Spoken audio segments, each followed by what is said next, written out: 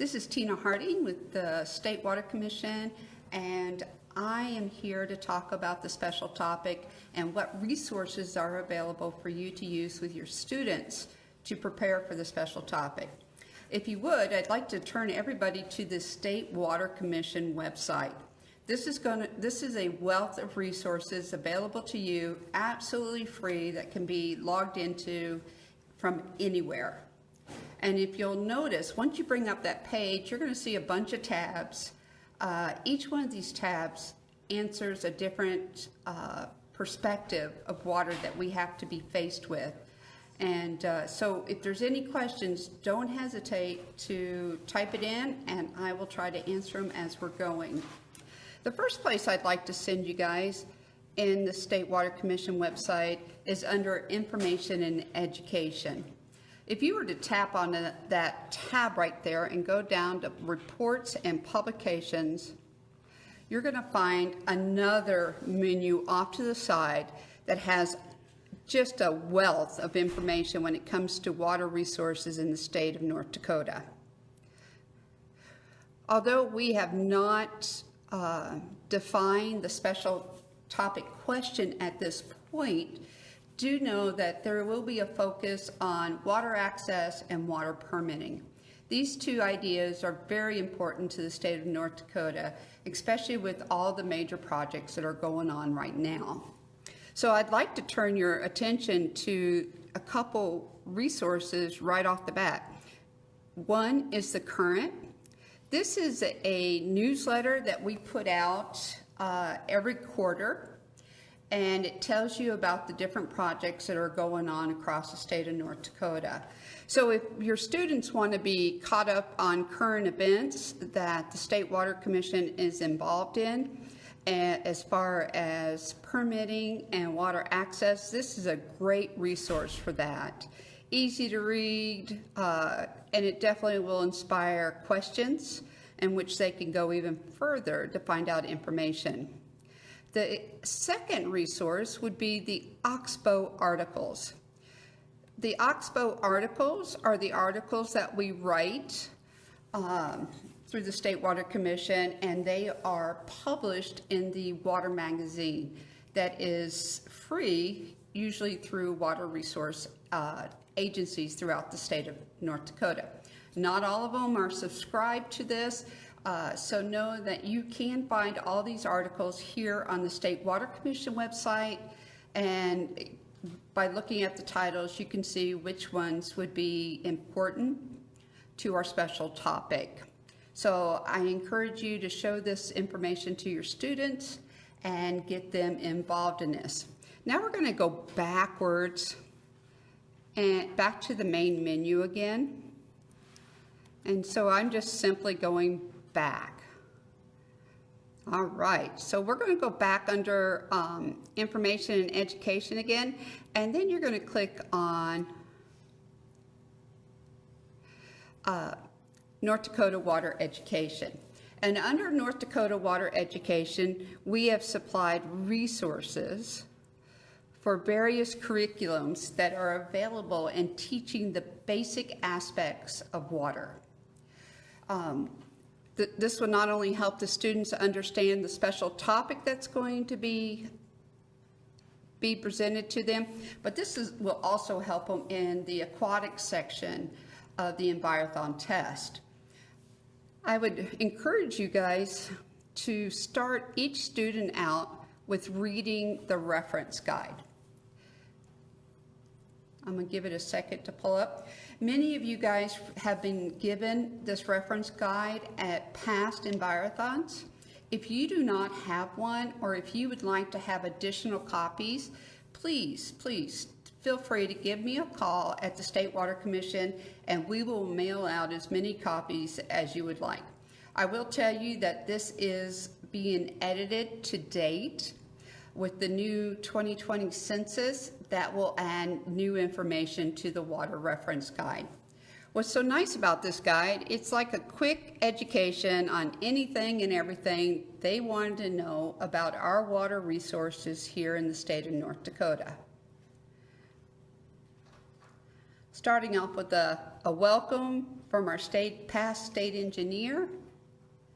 And I'm going to go to the table of contents. We're not going to go page by page, but so what can they get out of this? First, North Dakota quick facts. Just the basic information that refers to just North Dakota water. With our special topics, when we start talking about that, the students will need to refer to the North Dakota information rather than global information. The second part of the book just talks about the very basics of water. What is water? Where do we find water? And it helps define the water cycle. Then it moves on and defines what is a watershed and what watersheds do we have here in North Dakota. That's really important, especially when we start talking about our special topic and we talk about permitting. The second part is we talk about what is surface and groundwater. We talk about atmospheric water. And of course, we wouldn't leave out floods, floodplains, and droughts, which are very important throughout the state of North Dakota. And your students having a better understanding of that will help them make better decisions when it comes to answering questions about North Dakota water. The reference guide goes further down to break out sections of each of the water or the drainage basins located in North Dakota. There are 5 drainage basins: the Missouri, the James River, the Red River, the Devil's Lake, and the Mouse River. Along with that is a resource map, which is very handy in understanding where these drainage basins are. If you would like to have a larger copy of that resource map, we do also have those available as well. And if you'll just let me know through an email that you would like a classroom size version of that map, whether it needs to have folds or no folds, we'll be glad to send that to you as well. And then lastly, of course, there's lots of good information in this resource booklet. Talks about water management, some of the best practices that we use in the state of North Dakota. And lastly is the Waterworks. Getting your students familiar with the terminology that we use when we're talking about water will make their knowledge and their ability to answer the questions that much easier. So this would be the very first thing I would introduce my students to before going on to asking them to explore the website. So we already told you that we know that the special topic is going to cover permitting and access. So students can easily find out more information about the permitting regulations by simply clicking on Regulations and Appropriation. This division in the State Water Commission handles all the water permitting. Now, they will also notice that there's several different types of permits out there based on what the water use has been identified as. So if you're looking for construction permits, of course, they would click on construction permits. And that will tell you all the Century Code requirements for construction permit. If your students are not aware of what the Century Code is and what the North Dakota administrative codes are, this would be a great time to introduce them to those ideas before they go on and start talking about construction permits. When we do construction permits, that may be applied for when building dams, dikes, low head dams, or any other tile drainage. This is where you would go to find out more about that. Notice once again at the bottom is the North Dakota Water Resource Districts. So if we're talking about a specific area, this would be the go-to place to find out who is the contact person to find out more about that area. All right, so let's go back one more. Once again, we're going to go under Regulations and Appropriations, where you can find drainage permits.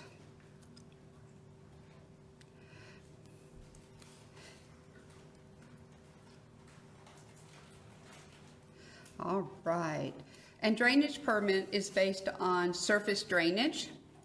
This is not any type of installation for irrigation, but if you're just simply wanting to drain, this is where you would go to find out more information.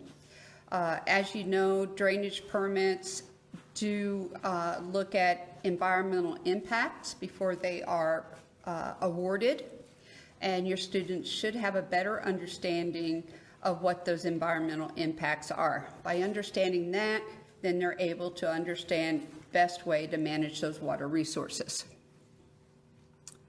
All right, we're going to go back one more tab under regulations, and the last one, of course, would be water permits. Lots of great information under water permits. The nice thing under this, having an understanding of what the application process is for water permits would be good in answering the question or special topics question. By all means, click through these, have your students just really get into this website. And if they have any questions, there's information at the bottom of people that are involved in the permitting process. They are aware that we are sharing this information with you today, and would be more than willing to talk to your students if they would like to have a better understanding of what the permitting process is. Simply by giving either me a call at the State Water Commission or an email, I'll be glad to get your students in contact with the person that actually handles each of these permits. Other really important information that we'd like to turn you to is understanding our drainage basins. By understanding our drainage basins, then we understand all the aspects of water. You know, why are we flooding? Why does this drainage basin flood more than this drainage basin? Why do we have a different permitting process for this basin versus this basin? And a lot of that has to do with access to water. And understanding that just because the water is in Devil's Lake, that doesn't mean it came from Devil's Lake. And understanding how the water drains after snowmelt, river overrun, and pipeline. And the last thing that I would like to show you is understanding about atmospheric resources. Believe it or not, we actually have parts of the state that do not get the same amount of rain as other parts. And so they are constantly in a state of drought. And so the Atmos Resource Program helps protect those farmers and those ranchers when they are in drought. We do not cause it to rain, which is a misnomer when we start talking about cloud seeding. A lot of people think, oh, we go and make the clouds rain, and we can make it rain in one county versus another county. That is absolutely false. What we actually do in our cloud seeding program is we help prevent hail. And so if you want to know more about how the cloud seeding prevents hail, in turn preventing hail damage to our crops and to our livestock, this would be the great site to go and learn more about that.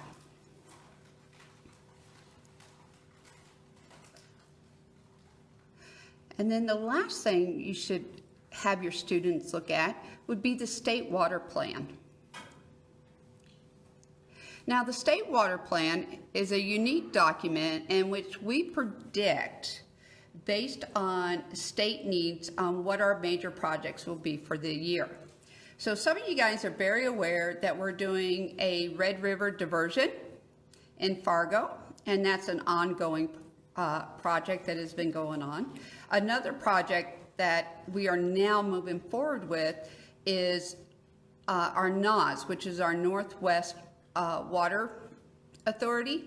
And that is a pipeline that's going to come from the Missouri River and provide clean and healthy water all the way over to Botno and Dunseith and Belcourt area, in which at this point their water is subpar based on the chemical content and so they're in desperate need of some clean water in that area.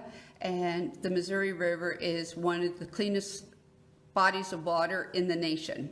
And matter of fact, it's so clean that Minot will tell you that they have to dirty it up just to meet the federal guidelines.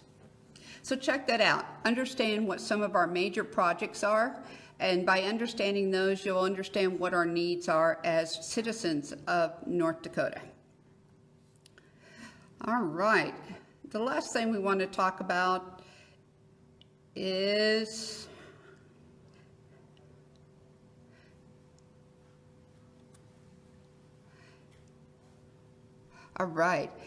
our GIS permitting.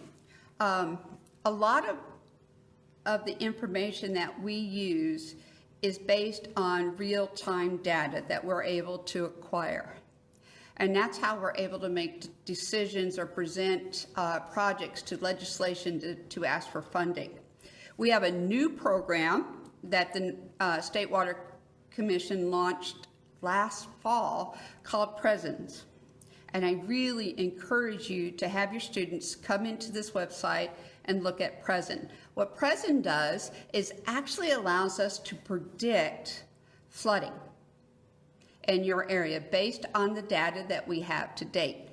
So if you're concerned about a certain house that you want to purchase or your farmland and what the chances of it flooding in the next 2-4 weeks, you would actually be able to do a prediction using this program.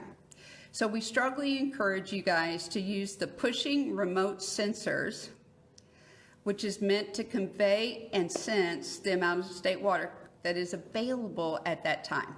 So check it out. It's a nice new feature, and it helps us prepare and plan and hopefully mitigate any disasters that may be coming along. All right, so that's pretty much the information and resources available on the State Water Commission website.